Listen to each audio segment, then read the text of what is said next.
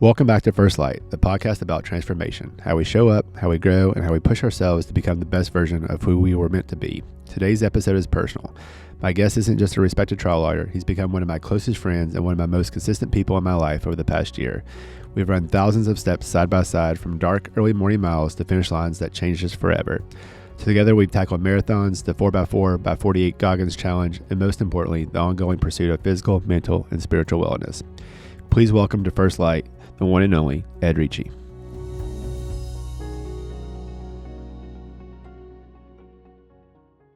Ed, man, I've been looking forward to this episode so much. So first off, I want to thank you for being here, but let's dive in. So, people, they've seen the photos, they got to watch our Facebook lives, our video, the things that we did, to see some behind the scenes look, when we recently completed the David Goggins 4x4 48 challenge. Running 4 miles every 4 hours for 48 hours. And before that, we trained and did the Atlanta Marathon. But, it didn't all start there. So introduce yourself to the audience and let them know a little bit about you and where your fitness and wellness journey kind of started before we started training together, and then kind of us starting to train together. Sure. Yeah. Well, I appreciate you having me on, Chris. Thank you. I was worried that I was never going to make the cut to get on the show, so I appreciate the invite, and it's an honor to be here.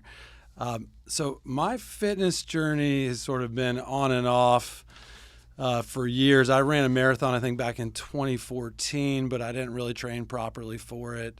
It was here in West Palm Beach, and I think my time, it was a pretty rough time, something like 5 hours and 30 minutes. And I will say I felt pretty defeated afterward, and actually hadn't run for a little while after that.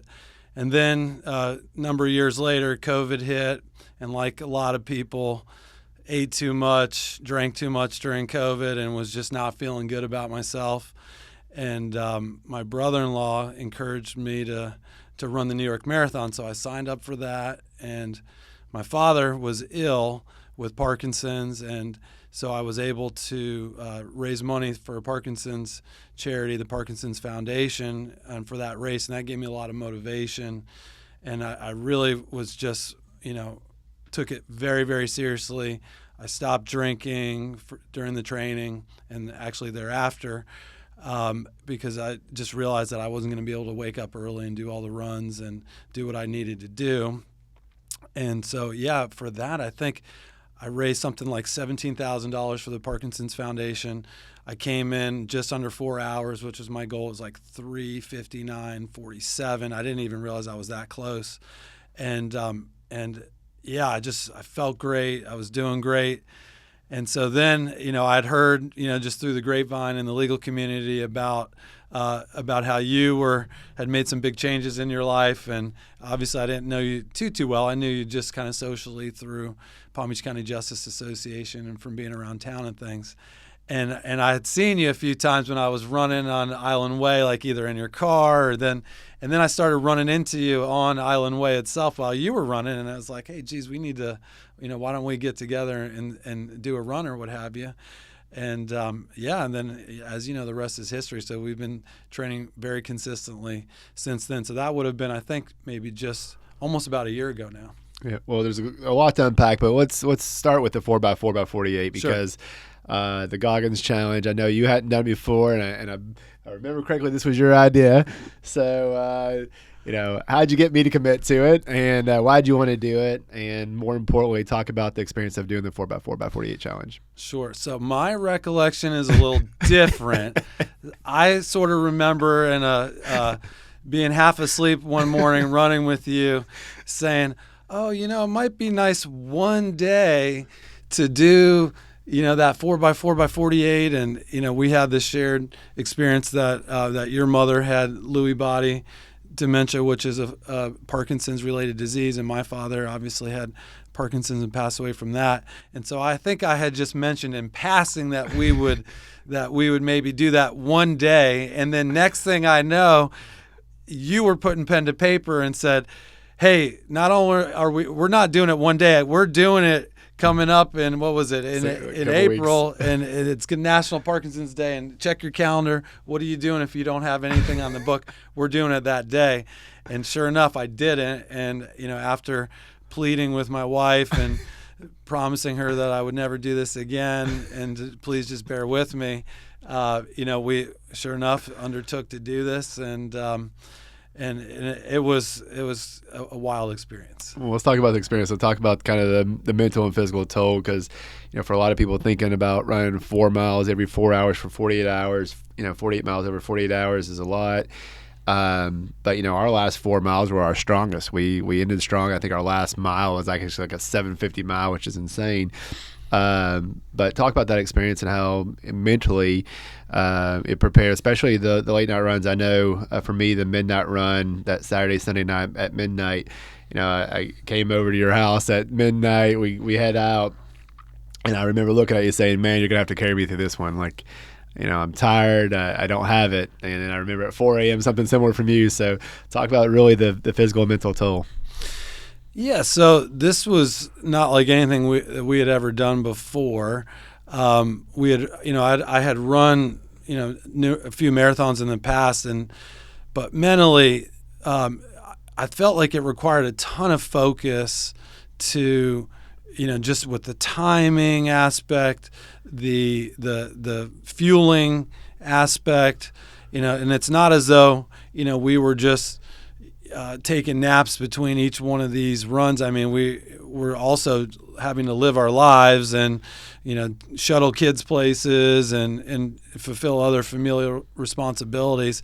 And so, I, was setting alarms on my phone and just, doing my best to not, completely abandon the family while getting all this done. But I mean, those nighttime runs, it was sort of interesting. It sort of just kind of crept up on you, because that first run was 8 p.m. on a Friday. And so, okay, I normally wouldn't be running at 8 p.m. on a Friday, but that's no big deal. And then, the midnight run, the first one that we did, we were still, really pumped up and excited that, hey, we're really doing this. I can't believe it. And so there was a novelty component to that. And then that first 4 a.m. run, I remember like, ooh, ow, like, although I do get up early many, many days out of the month, to actually just, usually we don't start running until, 5:30. And so instead we were running at 4. And so that's when I really started to notice, I feel like, the mental and psychological toll that it was taking on me, just because the sleep cycle was disrupted. And then, so we did that one, and then we had some friends join us for that 8 a.m. run on Saturday, and with the sun being up, and I felt like that helped with circadian rhythm and everything, and so I kind of felt like having our two friends with us gave us some breath of life. But it was, thinking back on it now, I really feel like it was almost like being in some weird type of like, I don't know, like dream state or something. It was just with the sleep deprivation, and I know that my mind was not working the way it normally does, and I was repeating myself a ton and talking, and my kids and wife were saying like, what are you talking about? I got confused about like what month of the year, so, like my sister had passed away and all, and I was just saying crazy things, and so it definitely was grueling while we were doing it, for sure. Oh, absolutely. And, in doing it, we had days that we're out there and it was hot, we're running in the sun, and so we crazy. But, talk about the why behind it, because I think one of the things that really pulled me through some of those runs was understanding and appreciating the why that we did it. And so, my mom passing away from a Parkinsonian disease, or your father having passed away a year before from Parkinson's. Talk about the importance of really having that why when you're taking on one of these big challenges like a marathon or a Goggins challenge. Yeah, absolutely. I think that if I were just doing, I don't know that I would have done this if it wasn't associated with raising money for a charity, because I like to physically challenge myself. I like to mentally challenge myself, but something that was this extreme, like it needed to be tied to a cause and a purpose that is bigger than just, bragging rights or something like that.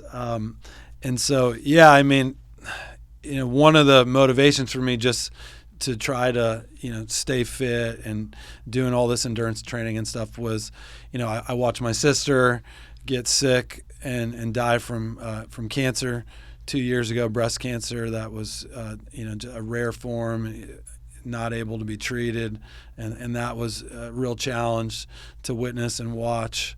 And then my father, who was ill with Parkinson's for many years, and watching him decline. And it's not as though running is something that is going to prevent someone from developing cancer or Parkinson's or anything like that. But I definitely realized that, hey, you only get one body, you only get one life. And so, I hadn't always made the best decisions in terms of, taking care of myself. And so, seeing, those who I loved, suffer so much, it was definitely a motivation for me to say, hey, look, it's time for me to, try to live my best life. I owe it to myself. I owe it to my family to do that. And so, knowing that we were raising money for the Michael J. Fox Foundation, which is a great charity, and I'm participating in some research that they're doing because having a family member who had Parkinson's, there's a study called the PPMI study that I'm participating in as a participant. And I love Michael J. Fox. I grew up watching, Family Ties and Teen Wolf and all the Back to the Future movies and all that. And I mean, he's just got a very compelling story, and there's a great movie biography on him. And so anyhow, I just felt like having that. I know that when we were on those runs, I almost felt like, in a weird way, especially the night number 2 when we were out there, when the going got tough, I was, thinking a lot about my dad and about just, hey, why am I out here? Why am I doing this? And it helped carry me through. Yeah, and we also raised, I think, pretty close to $8,000, if not just over $8,000 which was pretty incredible in a short period of window that we had such a turnout. And I know it even got you to be on social media, which which you're not a big social media guy, but you were shooting some videos and taking the journey. But talk about too, what was really awesome is that our family participated. Your daughter was there to film some videos for us, and was there. Your wife rode the bike with us on a couple of our runs. My kids ran with us and rode their bikes. So talk about just to be able to kind of bring our families together to support us in that support system. Yeah, that was really cool to have the kids involved, and your kids were so pumped up, and they would run the cul-de-sac with us and bike with us, and to see how excited they were that we were doing this. And then my kids were all fired up, and Carolina, who does communications at Dreyfus and does a lot of visual media and editing, and she was awesome with helping edit some videos, and she's a social media whiz and I'm not. And so, to have her help and her participation in that was very meaningful. And also, to have my wife out there riding the bike, and your wife coming out to support, and even my in-laws came on for the last run when we were finishing. And so, yeah, it was wonderful to get everybody involved, and rather than it just being an isolated type of endeavor. And talk about that in the isolated endeavor. So for a lot of when I first started on this journey, for me, I was a lot of long runs by myself, and then we got introduced. And one of the craziest things for me, and I want you to share, is you did the Atlanta Marathon with me. And so Ed had just done the Marine Corps Marathon in October. Came in at 3:30 time, and knew I had a goal to hopefully do a sub-4 marathon. And showed up to run a marathon with me when you didn't need to, didn't have to, just did it to pace. And not only that, but you showed up after a ski trip and having a ski injury. So talk about the biggest thing that I want to talk about is like showing up for one another.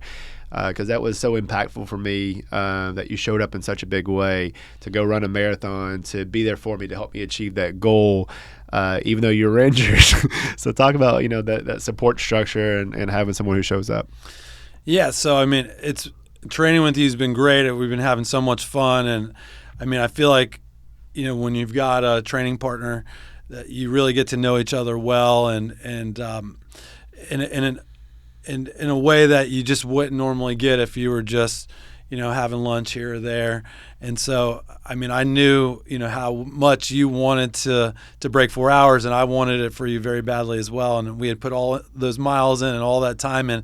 And when I was out skiing on a guy's trip, I kept saying to myself, all I want to do is not get hurt. I got this marathon.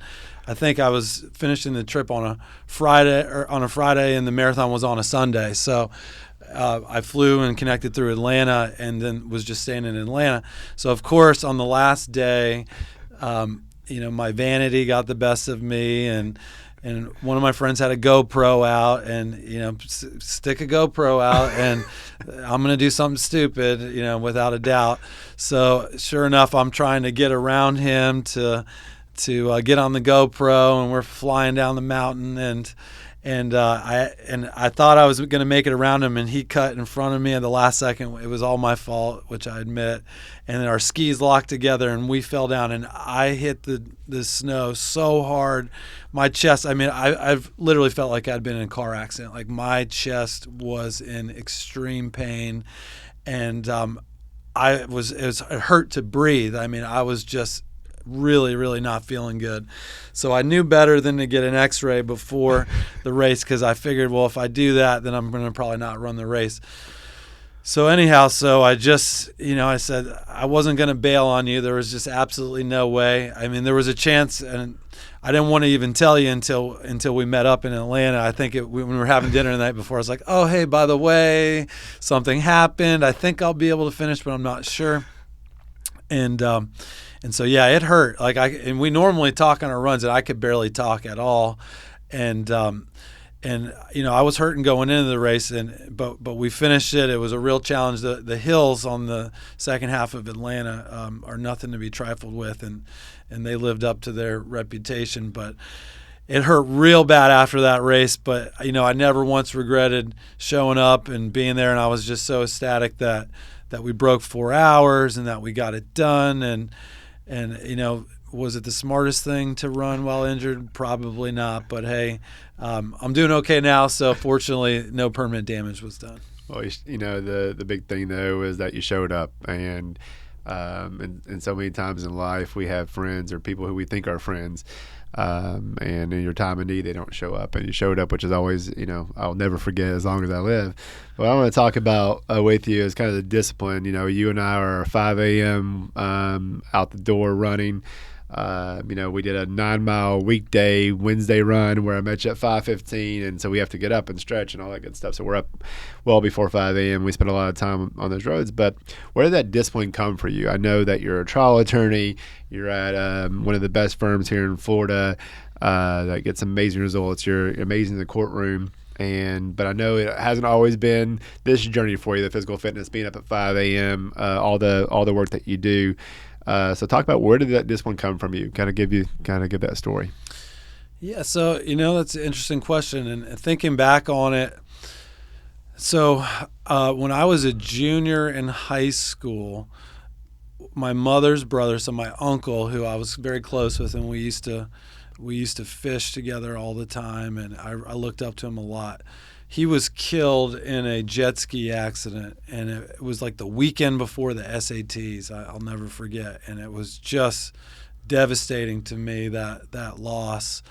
And he had a stepson, my cousin named Chris, who moved down and was helping out my aunt and everything in the wake of my uncle's tragic death. And Chris and I actually started that junior year going to the gym. I would go before high school. We would meet there at like 5:15 and lift weights.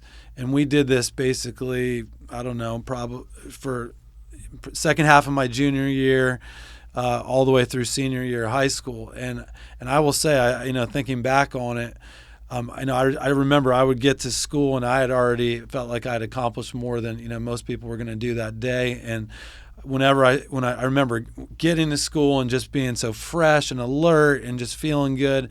And so I think if I hadn't really thought about this in a long time, but that's probably where I kind of realized that there's a huge benefit to getting up early, getting your workout in and then going about your day. And I can't say that I necessarily carried that through 4 years of college. I didn't. I probably should have, but I didn't.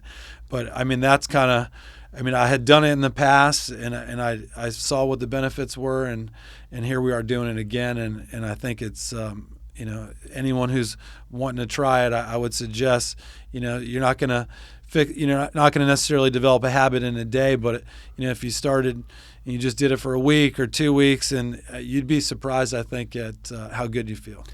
Yeah, I know that you got a year head start on me in my journey. I'm 2 years in. I think you're, more like 3. Has there been any points where you've struggled, where there was a time where you said, you know what, I'm going to quit. I can't do this anymore. And if there was that time, how'd you get through that? How'd you get past it to keep going and challenging yourself in the ways that you are? So I wouldn't say that I've felt like quitting since I've been doing the running in the past few years. But I will say this, that's, there are times where I feel like motivation, sometimes you feel more motivation, other times less.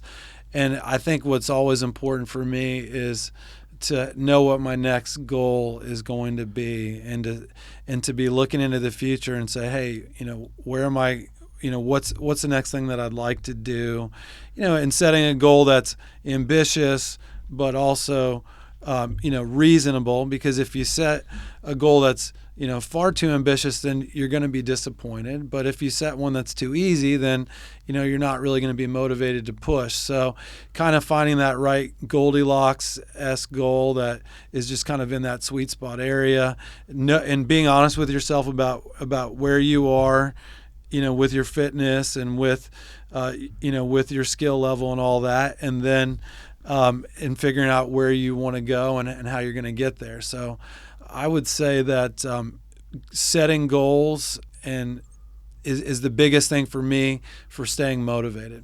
Yeah, let's talk about, I know that first marathon for you, 5:25, 5:30 finish. Fast forward, I know you have a big goal this year of qualifying for Boston. So talk about, qualifying for Boston is amazing. So talk about that. Talk about that next goal for you.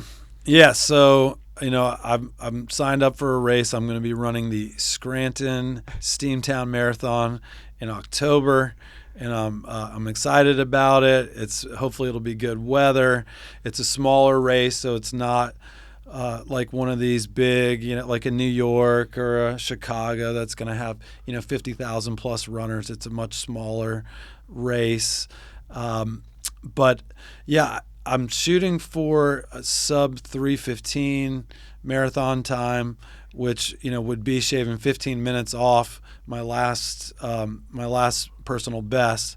And so it may happen, it may not happen. I mean, I do have a running coach named Sonia Friend Uhl, who is excellent, and she helps me in terms of structuring the workouts and then I'll discuss it with her throughout. And if it turns out that we think 3:15 is unreasonable, given the times that I'm able to to put up in my training and all of that, then obviously I'll revise it. But that is the goal, and that's what I'd like to do. And if it doesn't happen this year, I figure, I think the times will adjust for me next when I turn 50.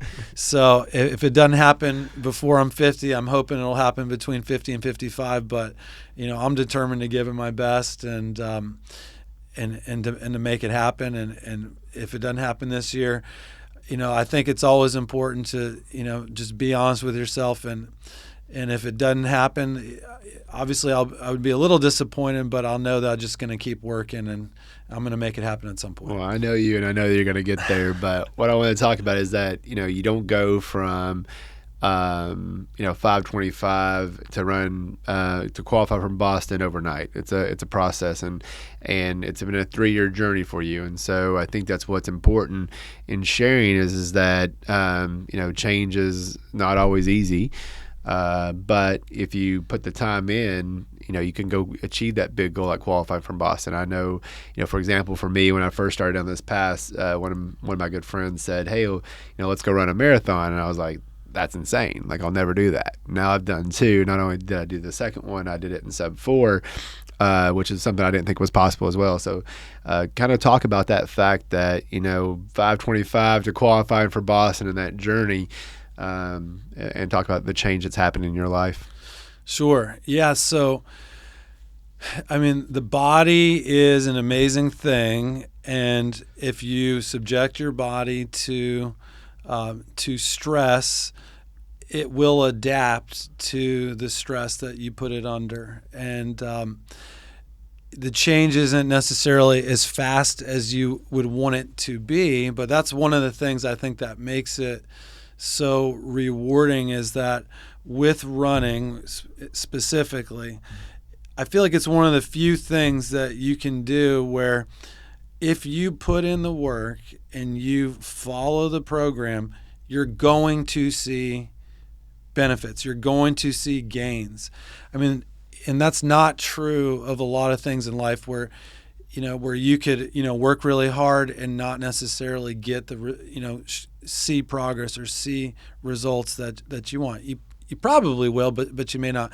But with running, I feel like it really is something, and because it's time-based, it's very easy to measure. And so that's one of the things that I find so rewarding about it, is that I'm able to track my progress. I'm able to see where I was, where I am now, to know where I want to go. And obviously there's great technology now with heart rate monitors and things. And so one of the things that's really encouraging for me is to be able to, I look at my heart rate at, different paces, and I'm able to see, like, geez, I'm doing now, at a 10-minute pace now, which would be an easy type run for me.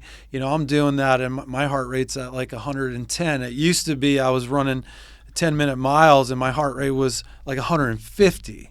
So, just be able to, that you can just measure it. You can see the benefits, all of the changes physiologically that have happened, as I've been doing this for a number of years now.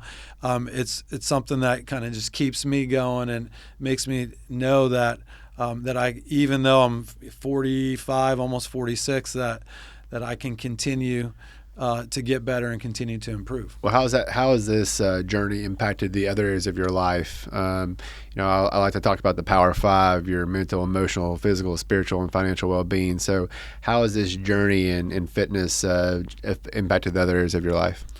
Yeah, I think professionally, I'm doing better than I ever have before. I've got a clear head. When I get into the office, I don't know how many people are getting in there who have been up since 4:15 in the morning, have already run like 9 miles or whatever the case may be on any given day. But I definitely feel that my brain is working a lot better than when I was, living a sedentary lifestyle and, not necessarily making the best choices. I think in terms of my family, I feel like that I've got just a lot more reserve to deal with. I've got teenage kids, and so obviously, and I love my children, but the teenage years have unique challenges associated with them, and I think that I'm just much better equipped to deal with those challenges, and to because I'm taking good care of myself and putting the time in to take care of myself and work out, and it helps a lot with them. I think it's good to set an example for them as well, so that they can see what I'm doing, and hopefully make good life choices themselves. And my wife too. I think she will tell you that it's night and day. The just my mood is better. I just feel better. I just everything is just better doing these workouts, staying disciplined. It just helps everything, every aspect of my life. Well, let's talk about one thing that you and I've talked about and struggled with is with alcohol. In the profession that we're in, so much of our profession, especially in the personal injury world, is about networking and marketing, being out. And so as attorneys, usually it's early mornings to court in front of a judge for a hearing and depositions and mediations, and it's go all day. And then, you still got to go out and market network to bring in cases. So it's always usually a happy hour or a dinner. or some event where there's alcohol that's served. And one thing that both of us have done has made the decision to get rid of alcohol from our lives. And you're further along in that journey than I am, but share how it wasn't always this way for you. There was a point in time where you had some challenge with alcohol, gave up alcohol, and now what that's done for your life. Yeah, I mean, culturally, I think that in the personal injury world, on the plaintiff side, I mean, we're a hard charging group, and so yeah, I mean, I think that since I stopped drinking, that I mean, I've functioned so much better than I did before. I don't think of myself as an alcoholic. I mean, but at the same time, I think if I'm just being honest, I mean, did I drink more than I think was healthy? Like, absolutely. And I'm so grateful that I made the decision to stop drinking. I think that it has greatly improved my life, my mental health, and so I will say that when I first made the decision, and it did happen around the time that I was training for the New York Marathon, which I think was like 2021, 2022, and I decided to just continue with that, and it was hard because so many of the events that involve the bar, so whether it's the Palm Beach County bar or the Florida bar, I mean, it's very much alcohol focused, and so if you're not drinking, then at least in the beginning, it felt really weird to me, especially because in the past, I mean, that's what you do at all of these events is you have a few drinks and socialize, but now, I mean, I'm over 3 years not drinking, and it really it's changed. I don't feel like I'm missing out. I still go to these things. I still socialize with people, and it's just like the new normal for me. And I got to be honest, I don't miss it. I thought I would. If you had asked me, 3 years ago, I would have thought that maybe I'd be longing to go back or what have you, but I don't. And so, I mean, it sort of makes me maybe the odd man out or an odd duck at times, but I don't regret it. And I think that there are a lot of people who would be happier, although it might be hard for them to imagine that they would be a lot happier and have a more fulfilling and healthier life not drinking. But it's not for me to lecture them on what to do. Everyone's got to make their own choices, and I'm just comfortable with the choice that I've made. Yeah, I know. So we've talked a lot about physical fitness and your journey through physical fitness, but I know you have other talents too, like musical instruments, playing the piano and guitar. So talk about having that well-rounded life and how really, taking alcohol out of your life, removing alcohol from your life, focusing on physical fitness, having other talents and hobbies, especially in a very high-stressed career. I mean, you and I get to talk about the cases that you're handling. A lot of times catastrophic cases. You have cases where medical malpractice cases. You have leg off cases and paraplegic cases, and you've done some crazy cases in your career, which is stressful. So talk about how all these having this well-rounded life has allowed you to show up better for your clients and show up better for your family. Yeah, absolutely. I have a lot of varied interests. I'm somebody who always likes to be learning new things. And so I do play guitar, not as well as I'd like. I do play piano, not as well as I'd like. But, I mean, I do spend time every week. I've got a standing lesson on Saturday afternoons. And I practice, and I really enjoy it. And I think it's great and I've been doing that for, I don't know, probably 10 years. I think I've been playing at least piano, and I just feel like it's a great way to challenge your brain, your dexterity, and just use parts of your brain that you don't normally use on a daily basis. And I know I listen to a lot of podcasts on various sort of health influencers and things. And I mean, it's really, I think, healthy to learn new things and to learn to coordinate your ear with your fingers, and so I find it extremely gratifying and relaxing to play music. One thing I haven't done that I'd like to do at some point is to really maybe play more with others, but just I've got a lot of sort of things competing for my time, and with kids who are one's in high school, one's almost in high school. The idea of joining a band is probably not that high on my list right now, but it will be. I mark my words. I think I will be in a band, probably within the next 4 years. So we'll add that to the mix. But I think, having these other interests, and trying to live a healthy, well-rounded life, does help me perform better at work and be a better husband and father too. So. Lastly, we have to talk about all the things that we talk about on our early morning runs, and so we spend, we do spend a lot of time listening to podcasts and reading books and learning, challenging ourselves with physical fitness. But we also get to talk some shows.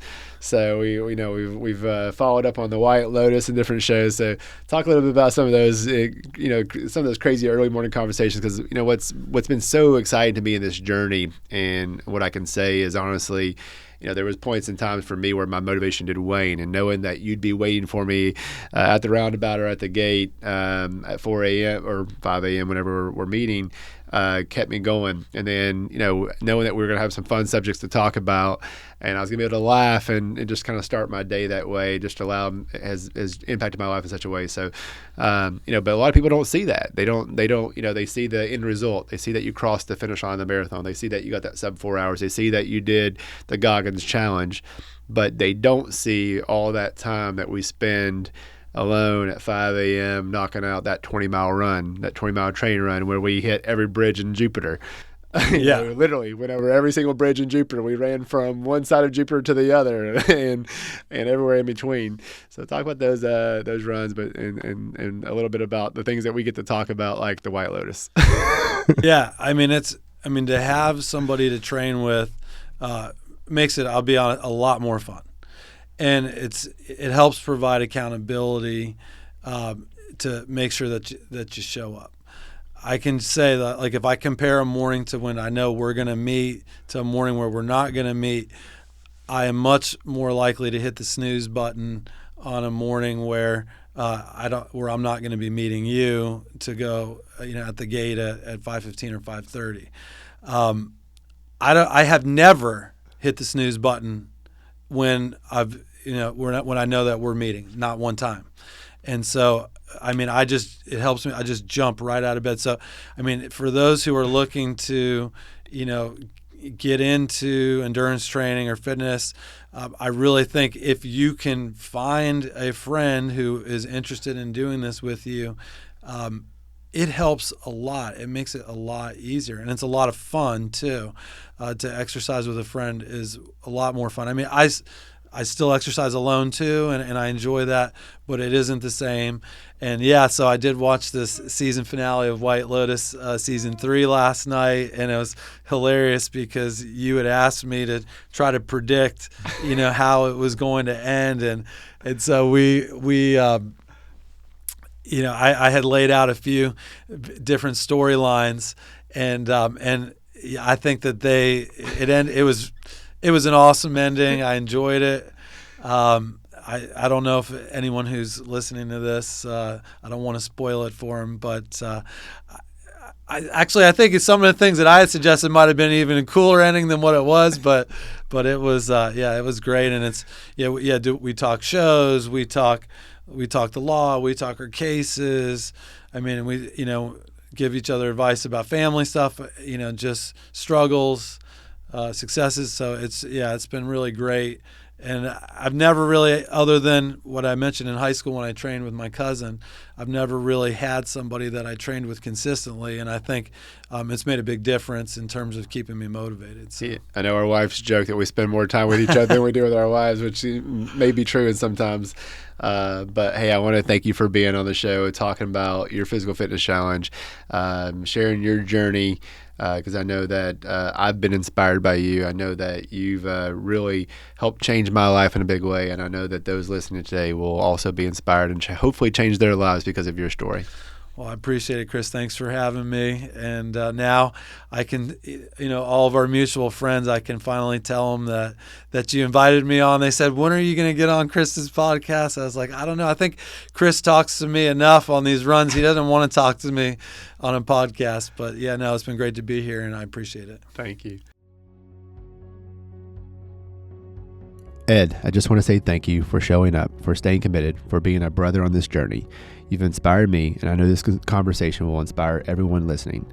To those tuning in, if you're waiting for the perfect time to start changing your life, let me remind you, there is no perfect time. There's just a decision to begin, and you don't have to do it alone. Find your people, show up, and keep going. If today's episode sparked something in you, share it, leave a review, and keep shining your light. I'm Chris Keller, and this is First Light.